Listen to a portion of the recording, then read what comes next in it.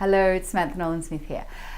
We are having some kind of problem with Facebook Lives, so this is a pre-record instead of our usual Tuesday chat.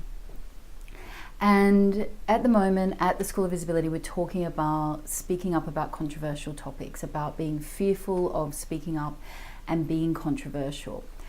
And today what I wanted to speak about was the societal environment in which this fear of being controversial arises.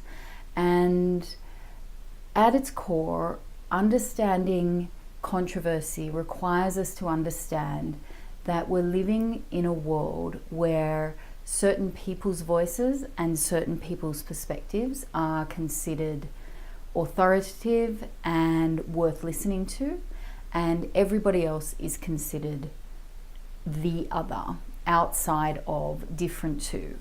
And when you understand that, you realize that I can tell myself any story I like about being controversial or whether or not this topic will be acceptable or not acceptable. And the reality is that as a woman claiming space, speaking up in a patriarchal society, or as a person of color speaking up in a society that has white supremacy infused into its very DNA, or as a woman with a disability who's living in an ableist community, everything you say, every act of speaking up is going to be controversial, is going to go against the norm, is going against the system itself. So you can spend your whole time convincing yourself that you can talk about this topic but not this topic. You could tweak things this way so you're less controversial. But the reality is your very existence is controversial to the system. So when you recognize that your any act of speaking up is an act of rebellion, is an act of shifting the system in some way, is an act of standing up and saying, I matter despite the narrative that patriarchy has perpetuated for thousands and thousands of years, and my voice matters and my opinion matters. Then you can stop playing around with, maybe I should talk about women's empowerment but not really go hardline on feminism, or maybe I should talk about some of the small things you can do to change the environment rather than going really hardcore on Adani or whatever it is, whatever your topic is. And you can start to ask yourself again, instead, when you consider, I want to say this and I'm fearful of saying this, then instead of trying to water down the controversy, notice the story you're telling yourself. The story around this is too out there, too woo-woo, too not smart enough, not well enough formed as an idea yet, whatever. Notice that, and then ask yourself, if you see the story first of all, then ask yourself, who is this story benefiting? So let me take you through an example of that. Let's say the story is, I can't speak up about this topic yet because it will be controversial for me to speak up about it. So let's say we're talking about, let's take something really controversial to many people. Let's take abortion. Let's say you feel like you want to speak up about a woman's right to choose. And you've told yourself, I can't speak up about that because it's too controversial, and I don't know enough yet about that topic to speak up. So the question is, who's benefiting from you telling yourself that story? Who's benefiting from who is benefiting from you saying it's too controversial? Or who is benefiting from you deciding you don't know enough about the topic to have an opinion on it? And in the case of abortion, what we know is that white men, express about, is it 70 or 80% of the opinion pieces that are recorded either written down as articles or videos or whatever, are expressed by white men. 70 or 80%. So women are only putting in 20% of the entire conversation around abortion. Women have got about 20% of the full range of that, despite the fact that the entire topic is about women and women's bodies. So who benefits when you decide abortion is too controversial to talk about, and or I don't know enough about abortion to speak up about it? Who benefits?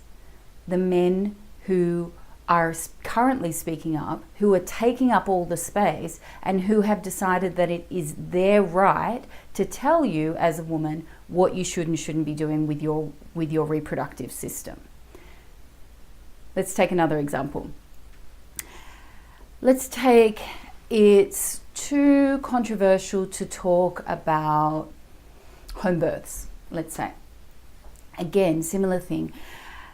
What's the story I'm telling myself? Maybe I don't know enough about the dangers of birthing. Maybe I don't know enough about pregnancy, etc., etc. All of these stories all of this I don't know enough, perpetuates an idea that a woman does not know her own body, does not know what is right for her body, is not properly connected to her body, is not the ultimate authority on her body. All of these stories benefit one group of people, and that's the group of people who are represented by the medical profession. Now, I'm not saying that any of these groups of people are the devil and we should never listen to them, or they don't have any perspective that's valid. What I'm saying is your perspective matters too. You are a woman, home birth is your right, and you are entitled to have an opinion about that if you wish to speak up about that.